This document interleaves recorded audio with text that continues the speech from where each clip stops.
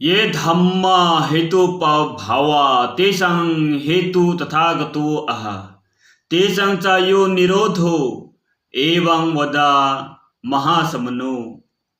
अर्थात जितने भी हेतुओं से उत्पन्न होने वाले धम्म अस्तित्व है, तथागत ने उन सभी का सही सही हेतु बता दिया है। उतना ही नहीं, तथागत ने उन धम्मों का निरोध भी समझाया है। यही महासमन बुद्ध का दिसना है।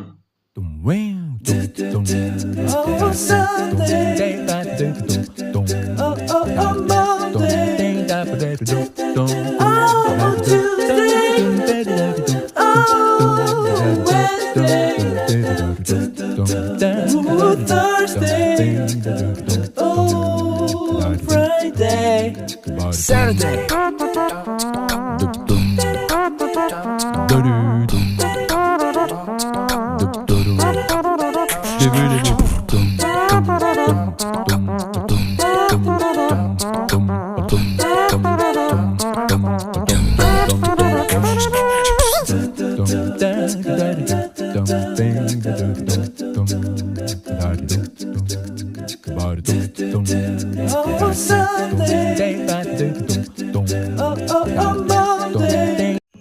मनुष्यों द्वारा जितने भी कार्य किए जाते हैं, इन मर्यादाओं के उल्लंघन से वे सब कर्म अकुशल कर्म हो जाते हैं और इन बातों से बचे रहने से वे ही कर्म कुशल कर्म माने जाते हैं। इन 10 अकुशल कर्मों से वे 3 का संबंध शरीर से है, 4 का वाणी से है और शेष 3 का मन से है। शरीर के 3 कुकर्म है, प्राणी हत्या, चोरी और व्यभिचार। वाणी के 4 कुकर्म है, झूठ बोलना, कठोर बोलना, चुगलखोरी करना और बेकार बातचीत करना।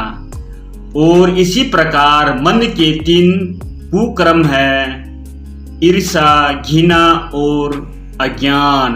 तो प्यारे साथियों, आप लोगों को समझ में आ गया कि 10 अकुशल कर्म क्या होता है। बुद्ध धम्म ही आदमी को सबसे अधिक मानसिक तौर पर क्रियाशील रहने के लिए कहता है। तथागत चाहते थे कि हर आदमी संदेश से आरंभ करे, पूछे और इससे पहले कि वह उनके बताए हुए पद पर चले पूरी तरह अपना समाधान कर ले। किसी को भी मेरी बात केवल मेरे प्रति गौरव का भाव होने के कारण स्वीकार नहीं करना चाहिए। कौन कहता है? तथागत कहता है। बुद्ध का आदेश था, बल्कि जिस प्रकार सोनार सोने को आग में तप्पा कर देखता है, उसी प्रकार मेरी बात को अपने अनुभव की कसौटी पर कसना चाहिए। इसलिए क्योंकि क्या सत्य है, क्या असत्य है, क्या सच में योग्य है, क्या हमारे लिए ये हित है, उसको देखना चाहिए। उसका बाद ही अगर लेना है तो लेना चाहिए। यही बुद्ध कहते हैं। सत्य का ही आश्रय ग्रहण करना चाहिए, है कि नहीं? ये तो ठीक ही है कि किसी परंपरा के सामने सिर झुकाने का, किसी अधिकारवाणी के अंधे अनुकरण का वास्तविक मूल्य कुछ भी नहीं है। अगर मान लो ये कहता है कि मेरे पूर्वज ये करते थे, हमारे पूर्वज ये करते थे, तो इसलिए मैं भी कर रहा हूँ, तो ये सब अंधविश्वास है, इसमें कोई सच्चाई नहीं है।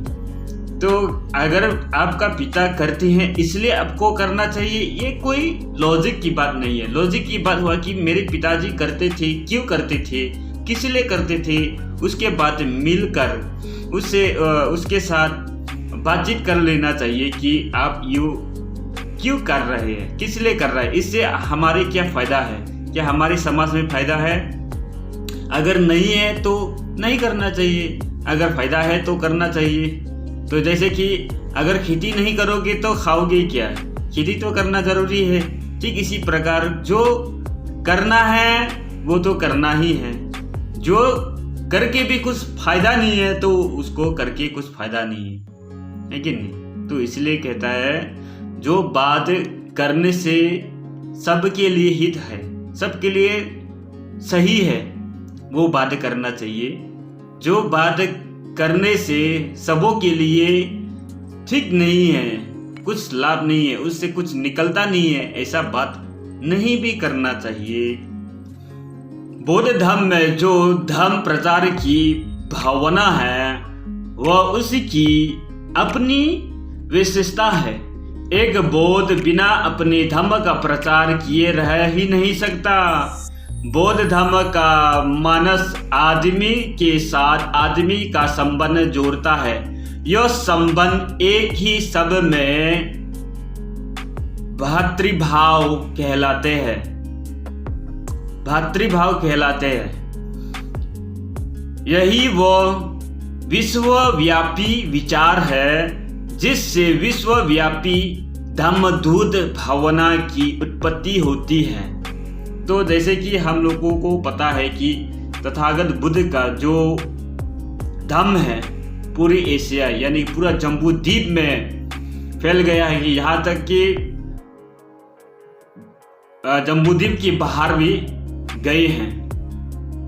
तो यह रहा कुछ जानकारी। फिर नई वीडियो के साथ मुलाकात होंगे, तब तक के लिए नमो बुद्धाय।